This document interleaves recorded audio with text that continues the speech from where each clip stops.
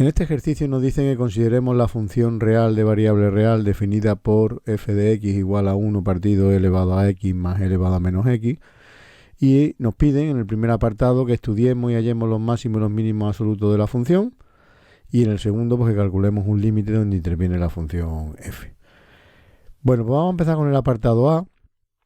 Vamos a buscar los puntos críticos, es decir, los puntos que anulan la derivada. Sabemos que son los candidatos a máximo y mínimo relativos, y a partir de ahí pues ya analizaremos y podremos concluir quiénes son los máximos y los mínimos absolutos en el caso de que existan.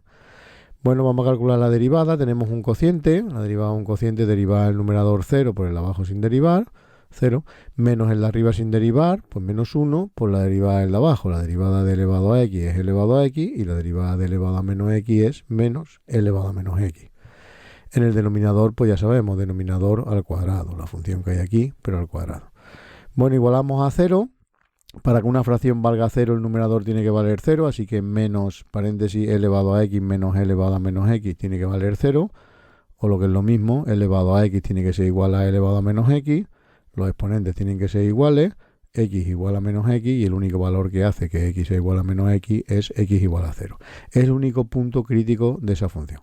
Pues lo que vamos a hacer es estudiar el signo de la derivada a la izquierda del 0 y a la derecha del 0, es decir, en el intervalo menos infinito 0 y en el 0 infinito. Bueno, pues a la izquierda del 0 cogemos, por ejemplo, el menos 1, sustituimos la derivada en el valor menos 1, sustituimos todas las apariciones de x por menos 1, nos queda esta expresión, que claramente es positiva, porque e elevado a 1 es más grande que e elevado a menos 1, y con el signo menos de delante, pues positivo, el denominador está al cuadrado, siempre es positivo. No nos interesa nada más que el signo, no nos hace falta el valor, sino simplemente el signo, y por tanto, como es positivo, pues la función f es creciente en todo el intervalo menos infinito 0. De la misma manera, para verlo en el intervalo 0 infinito, pues cogemos por ejemplo el 1, que es un punto de ese intervalo, sustituimos las apariciones de la x por 1, nos queda esta expresión de aquí, y bueno, muy similar a anteriormente. E elevado a 1 es más grande que e elevado a menos 1, así que esto es positivo, con el menos de delante negativo. El denominador está al cuadrado, por lo cual es positivo, así que esto es negativo, y por lo tanto pues la función es decreciente en el intervalo 0 infinito. Observemos que a la izquierda del 0 la función es creciente, a la derecha del 0 es decreciente, así que en el 0 va a tener un máximo relativo. Calculamos el valor, porque nos dicen que calculemos también el valor donde no solo donde sostiene, sino el valor que alcanza.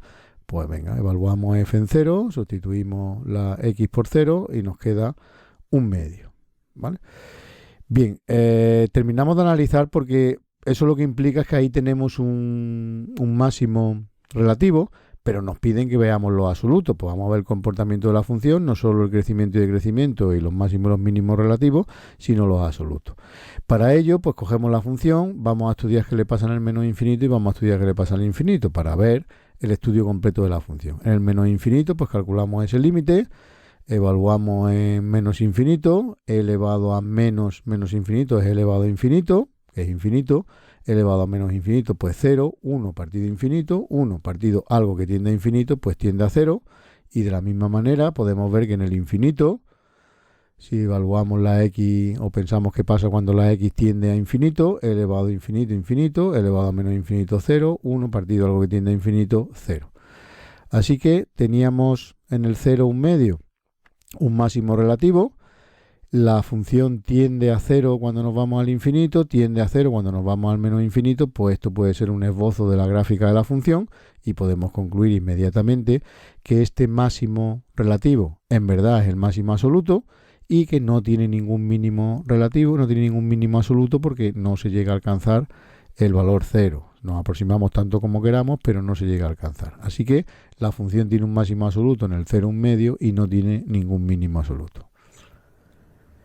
Vamos con el apartado B. Nos piden que calculemos el límite cuando x tiende a infinito de x cuadrado por la función. Pues nada, ponemos esa expresión, límite cuando x tiende a más infinito de x cuadrado partido elevado a x más elevado a menos x.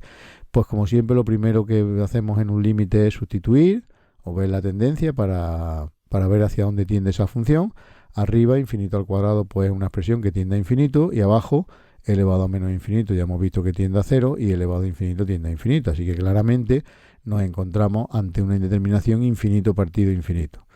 Aplicamos la regla del L'Hopital, que nos dice que el resultado de este límite es el mismo que el límite en el mismo valor, pero de la derivada del numerador partido la derivada del denominador.